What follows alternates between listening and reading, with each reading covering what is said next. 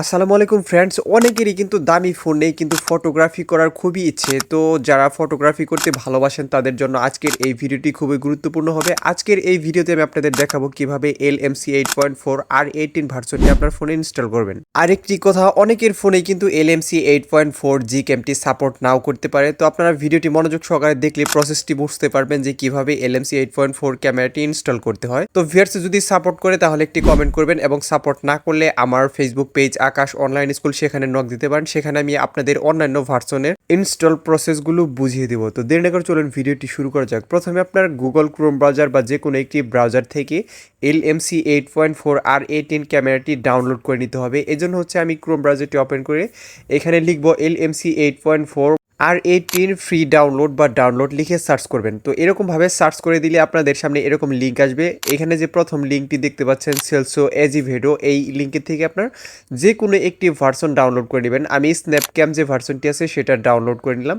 এখানে আমি একবার ডাউনলোড করছি, এই জন্য ডাউনলোড এগেইন আসছে। আপনাদের শুধুমাত্র ডাউনলোড আসবে। তো এখান থেকে আপনারা ডাউনলোড করে নেওয়ার পর এটা কিন্তু আপনারা ইনস্টল করে নিতে হবে। কীভাবে ইনস্টল করতে হবে সেই প্রসেসটি দেখাচ্ছি। ডাউনলোড করার পর আপনার ফাইল ম্যানেজারে চলে যাবেন। এখান থেকে আপনার ডাউনলোড ফোল্ডারে চলে যাবেন। এখান থেকে দেখেন এই যে অ্যাপসটি কিন্তু ডাউনলোড হয়ে গেছে। এটাতে চাপ দেওয়ার পর ইনস্টল লেখা আসতে পারে, অনেকেরই পারমিশন চাইতে পারে। আপনারা পারমিশন দেওয়ার পর এটা ইনস্টল করে নেবেন। ইনস্টল হতে ভিউয়ার্স 10 থেকে 15 সেকেন্ড সময় নিতে পারে। তো ইনস্টল হওয়ার পর এই ক্যামেরাটিকে আমাদের ওপেন করে নিতে হবে, অর্থাৎ ক্যামেরাতে যাওয়ার পর আমাদের একটা ফোল্ডার তৈরি হবে। আমি দেখাচ্ছি কীভাবে করতে হবে।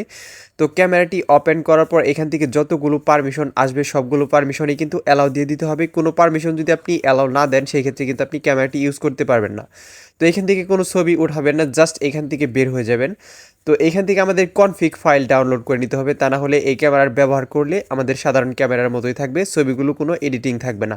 এজন্য হচ্ছে আপনি যে ভিডিওটি প্লে করছেন এই ভিডিওর ডিসক্রিপশন বক্সে দেখবেন যে XML ফাইল ডাউনলোড লিঙ্ক আছে। আমি দেখাচ্ছি কোথায় থাকে XML ফাইল। মনে করেন হচ্ছে যে আপনি আমার এই ভিডিওটা দেখতেছেন, আমি আমার একটা ভিডিও সার্চ করে দেখাচ্ছি এলএমসি আকাশ অনলাইন স্কুল। এটা লিখে সার্চ করলে আমার যে ভিডিওগুলো আছে সেই ভিডিওগুলো আসবে, অর্থাৎ এলএমসি রিলেটেড। এখান থেকে যে কোনো একটা ভিডিও প্লে করলে সেটার ডেসক্রিপশন বক্স অনেকেই চিনে না। আমি দেখাচ্ছি কিভাবে ডেসক্রিপশন বক্সে থেকে কনফিগ ফাইলটি ডাউনলোড করতে হবে। আপনি জাস্ট হচ্ছে একটা জিপ ফাইল ডাউনলোড করলে 25টা ফাইল আপনি অটোমেটিকলি ডাউনলোড করতে পারবেন। অন্যান্য ভিডিওতে আমি দেখাইছি কিভাবে 25টা ফাইল 25 বারে ডাউনলোড করতে হয়। এই ভিডিওতে আমি দেখাবো কিভাবে আপনি শুধুমাত্র একটা ফাইল ডাউনলোড করেই আপনার ফোনে 25টা ফাইল ইনস্টল করে নিতে পারবেন। তো এখান থেকে কনফিগ ফাইলটি ডাউনলোড করে নেবেন। এরকমভাবেই কিন্তু আপনার ডেসক্রিপশন বক্সের থেকে কনফিগ ফাইলটি ডাউনলোড করে নিতে হবে। অর্থাৎ আপনি যে ভিডিওটি প্লে করছেন এই ভিডিওতেও কিন্তু আপনার ডেসক্রিপশন বক্স আছে এরকম। এই ডেসক্রিপশন বক্সে থেকে আপনার কনফিগ ফাইলে ক্লিক করার পর এখানে আসবে, অর্থাৎ গুগল ড্রাইভের লিঙ্ক। এখানে চাপ দেওয়ার পর দেখেন এখানে 25টা ফাইল কিন্তু জিপ ফাইল আকার আছে। এখান থেকে ডাউনলোড অপশনে ক্লিক করে দেবেন। ওই যে ডাউনলোডের মতো যে চিহ্নটি আছে সেখানে ক্লিক করে দিলেই আপনার এই ফাইলটি ডাউনলোড হয়ে যাবে, অর্থাৎ একটা ফাইল ডাউনলোড হয়ে যাবে। এখন এটাকে এক্সট্রাক্ট করে নিতে হবে, এটা যেহেতু জিপ ফাইলে রয়েছে। এখন আপনার ইন্টারনাল স্টোরেজে চলে যাবেন, অর্থাৎ ফোন মেমোরিতে চলে যাবেন। ফোন মেমোরিতে যাওয়ার পর আপনার ডাউনলোড ফোল্ডারে চলে যাবেন। অনেকেরই এই ফাইলটা ফোল্ডারগুলোর নিচে নাও থাকতে পারে, অনেক নিচের দিকে থাকতে পারে। এটাকে সবার উপরে আনার জন্য, অর্থাৎ এই ফোল্ডারগুলোর নিচে আপনার ফাইলটি থাকবে, এই যে এই ফাইলটি, এটা কিন্তু আমার সবার উপরের দিকে আছে, অর্থাৎ ফোল্ডারগুলোর নিচে। এটাকে আপনার উপরের দিকে আনার জন্য এই যে শর্ট বাই করে নেবেন, শর্ট বাই মডিফাইড নিউজে ফার্স্ট, এটা দিয়ে দিলে আপনার এটা সবার উপরে আসবে। এখন এটাকে এক্সট্রাক্ট করে নিলে একটা ফোল্ডার তৈরি হবে, সেই ফোল্ডারের ভিতরেই কিন্তু আপনার 25টা কনফিগ ফাইল থাকবে। এই যে দেখেন এখানে কিন্তু 25টা কনফিগ ফাইল আছে। এখান থেকে সম্পূর্ণগুলো ফাইল সিলেক্ট করে নেবেন, অর্থাৎ প্রত্যেকটা ফাইল আপনি সিলেক্ট করে কপি করে নেবেন বা মুভ করে নেবেন। তো আমি কপি করে নিচ্ছি। কপি করার পর এলএমসি 8.4 যে ফোল্ডারটি তৈরি হয়েছে সেখানে পেস্ট করে দিবেন। অনেকেই বলতে পারে এই ফোল্ডার কখন তৈরি হলো। এই ফোল্ডারটি তখনই তৈরি হয়েছে যখন আপনি ক্যামেরাতে ঢোকার পর সবগুলো পারমিশন অ্যালাউ দিয়ে দিয়েছেন। তো দেখেন এলএমসি 8.4 এর ভিতরে কিন্তু আমাদের কনফিগ ফাইল সেট আপ হয়ে গেছে। এখন আবার ক্যামেরার ভিতরে যাবেন নতুন করে, অর্থাৎ ক্যামেরাটি নতুন করে ওপেন করে নেওয়ার পর এই যে মাঝখানে যে অপশনটি দেখতে পাচ্ছেন ক্যামেরা বাটনের সাইডে, এখানে ডাবল ট্যাপ করার পর দেখবেন যে কনফিগ ফাইল সেট আপ করার একটা প্রসেসিং আপনাকে দেখাচ্ছে। এখান থেকে 25টা কনফিগ ফাইল কিন্তু আপনার শো করবে।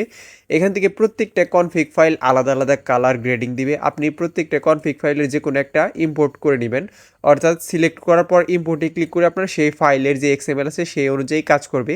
তো আমি একটা ফাইল থেকে ছবি উঠিয়ে দেখাচ্ছি যে এটার কালার গ্রেডিং কেমন আসে।